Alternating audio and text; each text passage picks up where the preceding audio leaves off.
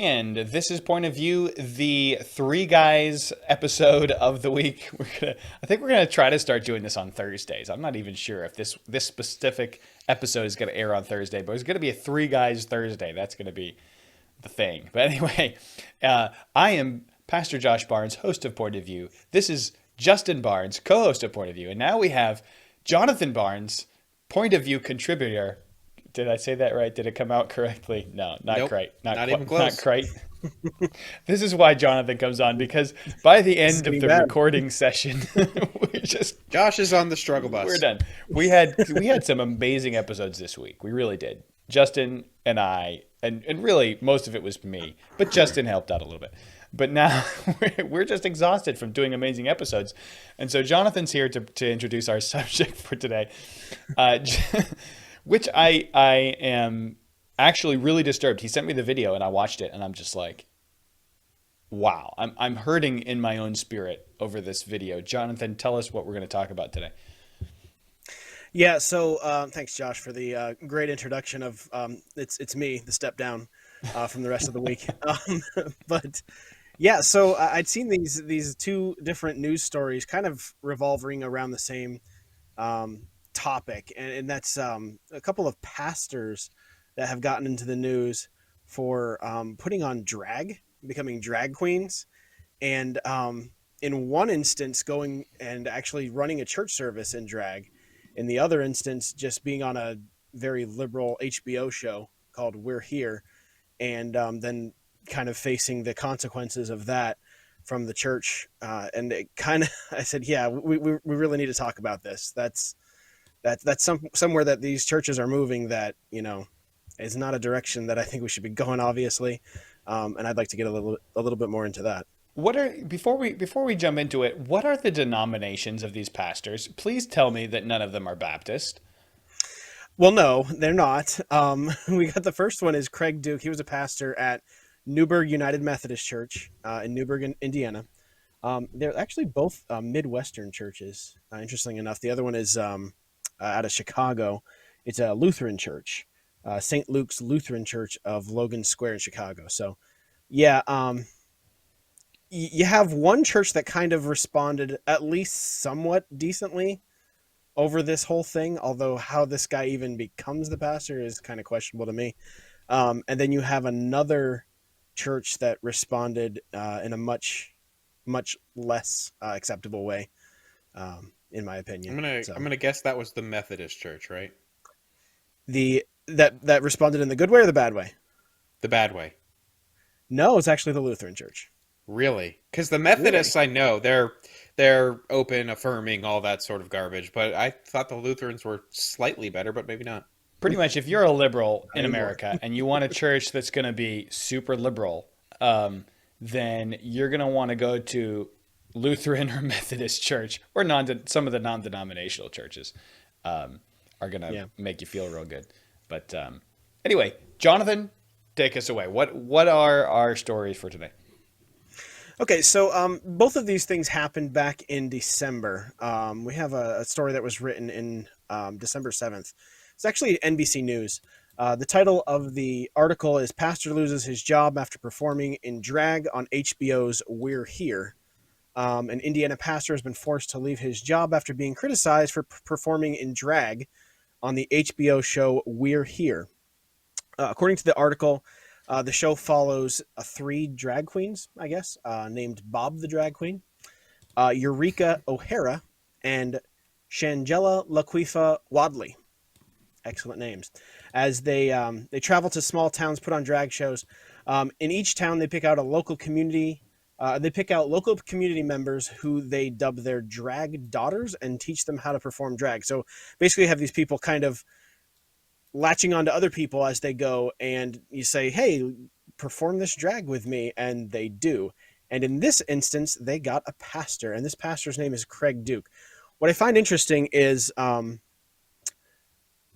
of the article says how this show, We're Here from HBO, the show tackles issues of self-love and finding LGBTQ community in small towns and conservative areas. So if you're confused as to where this stuff leads. Oh, it's just they're having fun, they're just putting on some clothes. It's not a big deal. Is it that problematic? There's always a very strong tie when you talk about drag, guys dressing up as girls, which is unbiblical anyways, but we'll get into that in a little bit.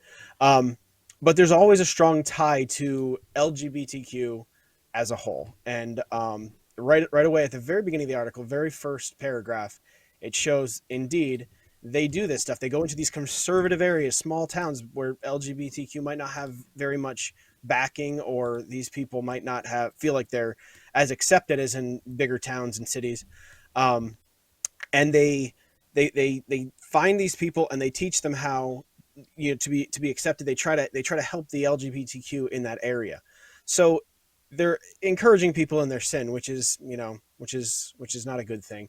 But let's move on before I get too far into the weeds. It says Craig Duke, a pastor at the Newburgh United Methodist Church in Newburgh, Indiana, a small town near the Kentucky border, performed alongside drag mother O'Hara in an episode that aired on November 8th. The duo performed to Keisha's "We Are Who We Are" with Duke wearing a bright pink wig and a white robe. You can't do a drag show like this in southern Indiana and not offend someone, he said in the episode, noting that the community is conservative. Now, this part I saw interesting. The next quote that he makes says, "I'm hoping it's a bridge for my daughter, for the church I serve, for the denomination I love, and for me, and I'm hoping that my voice will become stronger." Now, the article goes on and talks about a GoFundMe. Apparently what happened later on was there was an outcry in the church, which is a good thing. There was a lot of people that had a problem with this, and they said, yeah, we don't really want our pastor dressing in drag and being on an HBO show aimed at, furthering the liberal agenda. We're not okay with that. And there was kind of a struggle, and eventually he stepped down because he said he was being bullied, and he received all of these emails that were, negative, which again, a good thing. But near the end of the article, I want to bring this back up. It says that Duke, this guy, Craig Duke, said during the episode that he wanted to perform to show the local LGBTQ community that it is welcome in the church, okay, and have an ally there. His daughter also came out to him as pansexual 2 years ago, and he wanted to show support for her. So this theme kind of comes up throughout this article, and I kind of think that we get to see the underlying cause for this guy Craig Duke coming out in drag and doing this, and a lot of it is kind of geared towards his daughter, most likely. And I guess I'm assuming a few things here, but it seems kind of clear in the article. Most likely, the daughter kind of feels ostracized from the church, and he's a pastor, and he wants to reconcile with his daughter, and he feels like this is a good way to do it. And I don't know, to me it seems, and maybe you guys have some insight on this, it seems to me that he's actually feeding off of this negativity that he's getting. He's loving the fact that he's getting this negativity because he can show to his daughter, see what I'm going through, and I'm doing this for you. To me, Matthew 10 comes to mind about when Jesus is talking to the crowd, and he says, "Think not that I am come to send peace on earth. I came not to send peace, but a sword. For I am come to set a man at variance against his father, and the daughter against her mother, and the daughter-in-law against her mother-in-law. And a man's foes shall be they of his own household. He that loveth father or mother more than me is not worthy of me. And he that loveth son or daughter more than me is not worthy of me.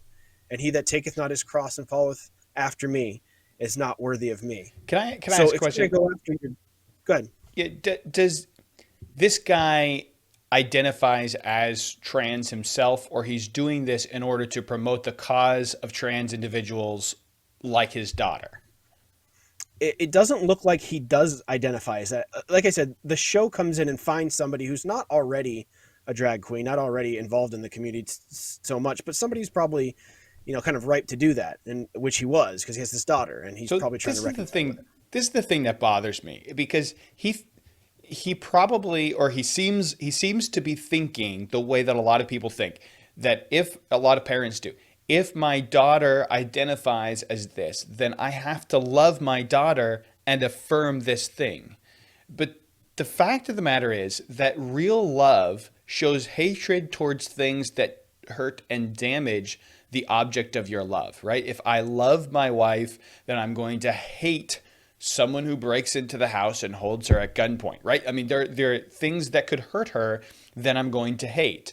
And so if you love your child and your child is deceived and into perversions and wickedness like this, as a pastor especially, you should see this as a damaging thing and a dangerous thing, and you should then hate that thing because you love your daughter, rather than affirming that thing because you love your daughter. That's actually kind of hating your daughter if you know what that thing does to people, and he as a pastor should. Yeah, frankly, I'm surprised that this isn't being called like drag face or something, because he's not actually trans, but putting on trans stuff. It's like it's kind of like blackface to me. Not actually black, but you're trying to look like black. I mean, not actually trans, but you're trying to put a trans face. You know. Anyway, that's going to go over like a fart in church, I'm sure. But anyway, I think Jonathan's right in that you have this. This guy has this idea that he wants to, if we're extrapolating correctly here, that this guy wants to do this for his daughter to show this acceptance, which I believe you said she's pansexual, right? Which wouldn't be transgender, just somebody who sees everything and just can't control her base appetites, apparently. But anyway, this guy wants to promote this acceptance and love and all that sort of stuff. The problem is the call of Christ is not a call to acceptance. It's not a call to no discrimination or anything like that. It is a call to judge. Like, we are to look at things and say, that is sinful, that is not. We are told, everyone loves judge not, except for the rest of the chapters, how you're supposed to judge. And if your father and your mother, Jesus said, if you don't hate your father and mother, he's not saying literally go and, yell at them, I hate you, but no. You are to value Christ more than any earthly connection you have. So, yes, like Josh, you said, it's not loving. This is not loving to promote things that are dangerous. But even, according to 1 Corinthians 13, it's not loving to rejoice in iniquity.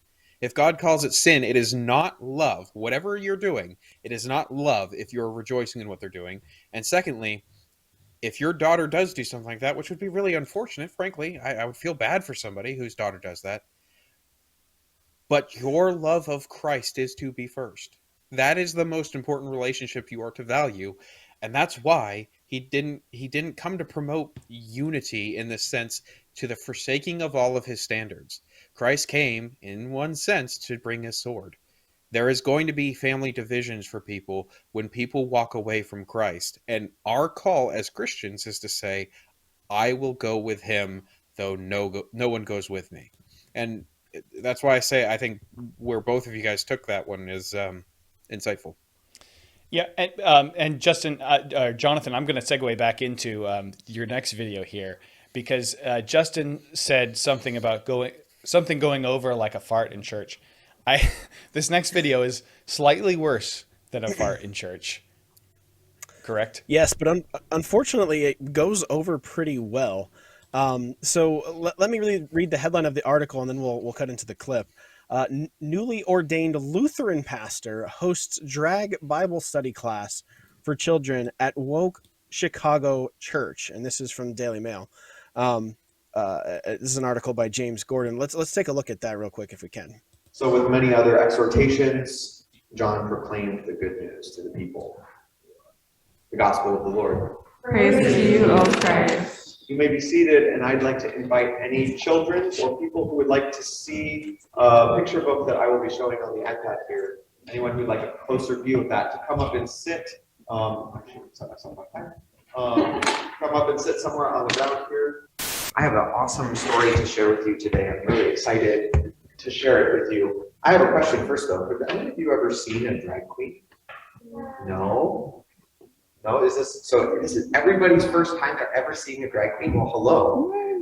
I am also a boy most of the time when I'm here, but today I beautiful queen today. Yes, beautiful. So Yeah. So you see the kids, and everybody thinks it's just wonderful and great. Yeah, she's beautiful. Yeah. Okay. So this is a newly ordained pastor from Chicago, named Aaron Musser. He was just ordained this summer, and he is openly gay. So here we have someone who is actually a member of the LGBTQ community, openly gay, and now dressing in drag in front of the entire church. Um, Unlike with the Methodist Church, we have a very positive reception here, and it's completely it's unsettling. I mean, I don't know if you guys probably feel the same way as I do, but that is incredibly sad when you see these kids kind of being pushed to the lions here, and their parents behind them are saying, "Yeah, this is such a good thing. It's so great." I mean, this is rebellion against God. It's 100% that, in a day and age where there's so much of that in the world, right? We can get that anywhere we go. But the church is supposed to be the one thing that pushes back against it. And here we are doing the exact opposite. Can I just say, I just can't get inside of the heads of the parents who say, yeah, little Johnny, go up there because this guy girl is good. Like, I can't get inside of the head of parents who think, this is wonderful. My kids need to be a part of this. I don't understand why kids show up at drag queen story hours. Who are these parents? This is not only wrong and sinful. It is as all sin is. It's harmful, very harmful to these children. These kids are going to be messed up. They're going to have all kinds of really weird, messed up ideas about reality in general, because their parents, who are supposed to be protecting them from sexual, especially from even a conversation about sexual things at this age, are actually encouraging them to be a part of this. This, as a parent, I am appalled. I just don't understand why these parents would be a part of this. Why you wouldn't just stand up and walk out of the church. So there's a couple things I want to say here. And first of all, I don't know why people have a hard time accepting trans women or women when it's like, hey, you guys ever seen a drag queen before? You see how beautiful I am? Aren't I fabulous? You know that I don't get... trans women never enter into singing competitions against maybe as a base. Women's singing competitions. Anyway, but that aside, there's two things I wanted to say here. One of them is how deeply offensive it is that this person did that right behind a banner that contains the Alpha and the Omega. Yeah. Which, by the way, I actually do. I have this on this particular pendant. That's the Alpha and the Omega. It's a Christian sign. Why? Because Jesus is called the Alpha and the Omega, the beginning and the end, the first and the last. It's the first and last characters in the Greek alphabet. So when you're standing behind an Alpha and an Omega, you're trying to draw attention to Christ. You're trying to say, this is from Christ. This is Jesus. We're doing the work of Christ. And you're doing something that would have been unspeakable to any of the authors of the New Testament, to anyone who Jesus was with, not to mention Jesus himself. You're doing something that is a sin that he died on the cross for. People who have converted from being a drag queen and things like that have recognized Christ died for this very sin I was committing. And that nails him to the cross. So that is so deeply offensive to me. But there's another thing here, and this is probably a different direction than some people might think when you go to this text. But in Matthew 18, there's something very important that is said. Which, by the way, this isn't the first time we've been in Matthew 18 on the show this week. But at the beginning of the text, Jesus says something that people take out of context here. But it says, at the same time came the disciples unto Jesus, saying, who is the greatest in the kingdom of heaven? What a great conversation, which, by the way, obviously Peter, he was just called the rock, right? So obviously Peter, right? Why are they asking that question if it was that obvious? Sorry, just had to get that jab in at the Catholics. But anyway, verse 2, and Jesus called a little child unto him and set him in the midst of them and said, Verily I say unto you, except ye be converted, and become as little children, ye shall not enter into the kingdom of heaven.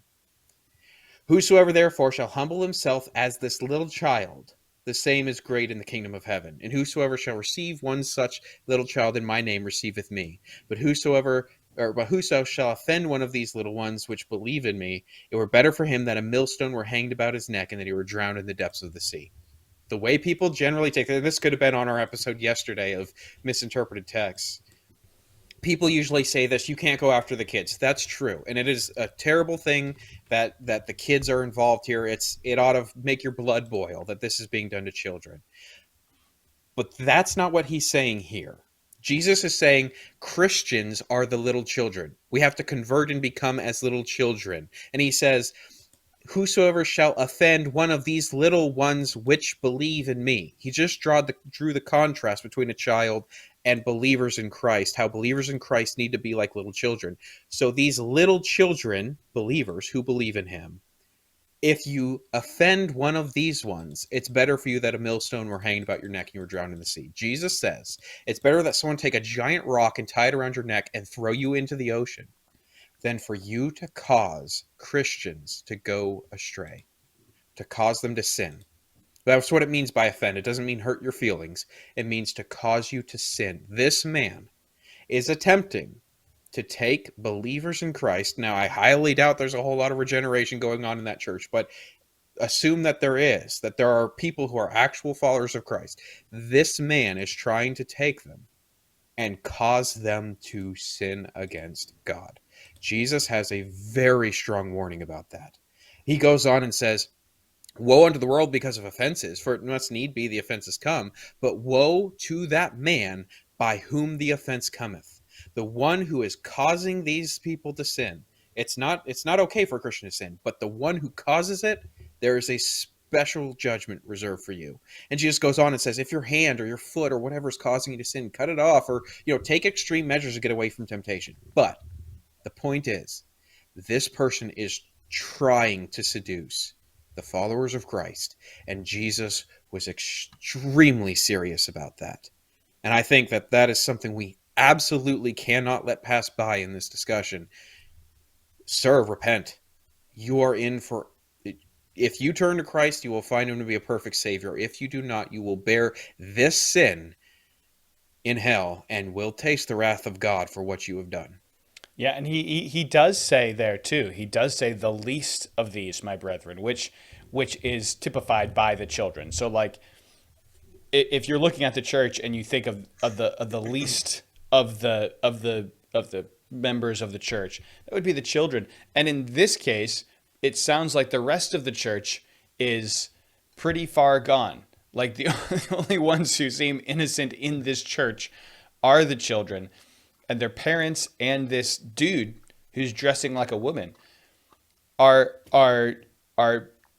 they're going to a place that's designed to teach them the truth, like the most important truth that you can ever learn. And what they're being taught is complete falsehood and just false reality, right? A guy today is a beautiful woman. No, he's not. If he were a woman, would be one of the ugliest women we've ever seen. And he's not beautiful, and he doesn't become a woman just because he dresses like one. This is insane. It's insanity, and we're teaching children that whatever you want in reality is just whatever you want. Reality becomes what you want it to become, which is contrary to the gospel. If that were the case, there'd be no reason for Jesus to die on the cross. He could have just wanted reality to be different, right? We could just want to be saved, and boom, reality is whatever we want it to be. None of the gospel makes any sense on this false reality that's being created. And the church exists for one reason: to edify the believers and to spread the gospel. It's kind of two reasons, but it's also kind of one. It's all about the gospel, and we're destroying it with this type of thing. Yeah. I mean, it kind of goes back to the beginning where we're talking about unity, but unity around truth. And, that's why it's such a rebellion against God. clearly, back in Deuteronomy chapter 22, the Bible calls it an abomination for men to wear that which pertaineth unto, or to put on a woman's garment, right? And for women to wear that which pertaineth unto a man. It's an abomination. It's not something that's like a ceremonial law. It's an abomination against God, and that's the truth. That's what we got to unify around. And just in case you thought, well, we got to keep politics out of the church, right? You might get that, that kind of retort. Later on in the article, this guy's quoted, this Aaron Musser guy, as saying this. He says, "Queerness is sacred. Certain straights don't believe that we speak truth," Musser notes, adding that he also has a political angle. He said, "If you vote red, you vote against me and my rights." So clearly it's not apolitical for him as well. It's something where he says, we've got to change this thing from the top down. It's not an apolitical statement. So they have no problem with bringing that in when it fits their needs as well. Why does he have the right to alter reality? Like, where did the founding fathers? We have the right to life, liberty, the pursuit of happiness, and to make reality into whatever we choose it to be. I mean, here's the guys who were like fighting the Civil War, and people were dying left and right, and like, but we could just live whatever we want to be true is true by nature of us wanting it. Like, that's insane. Yeah, it speaks to the basis to me. I mean, the Bible clearly teaches that homosexuality is a sin. You got Romans 1, you got 1 Corinthians 6, 1 Timothy 1. There, multiple places in the New Testament, and obviously the Old Testament, Leviticus 18, where it talks about this is an abomination before God. This is a sin. This is not something that we should be doing. But when you don't have your basis in truth and really reality, this is where you end up, and even worse. Who knows what it's going to be next time. But it just keeps going, and it just gets worse and worse every single time. Yeah. Well, I'm depressed, so we're going to end on a light note. Jonathan, have you tried the White Mountain Munchies Jacob's Jolly Jumble? Actually, I got the wrong one here. Jacob's Jolly Jumble is the Christmas version. They're still selling it. Like, this is the one that everyone waits all year to get, the Christmas one. I have not, but I need to try that because I've liked every single one I've tried. Vanilla walnuts, cashews, pistachio nuts, cinnamon, pepitas, dried cranberries, peppermint chocolate chips. It's really good. Sounds great. Why don't you tell me where I can go get that? You can get it at I hate both of you. whitemountainmunchie.com. I want you to know that. Justin hates it when we do the promo. But this doesn't. We don't get paid for Corporate any of this. But it helps keep the show on the air. When you use the promo code RAM, you get a discount on the already low price for the White Mountain Munchies, and you're not gonna regret it. Go get you some Jacob's Jolly Jumble. That's all the time we got for today. We'll see you next time on Point of View.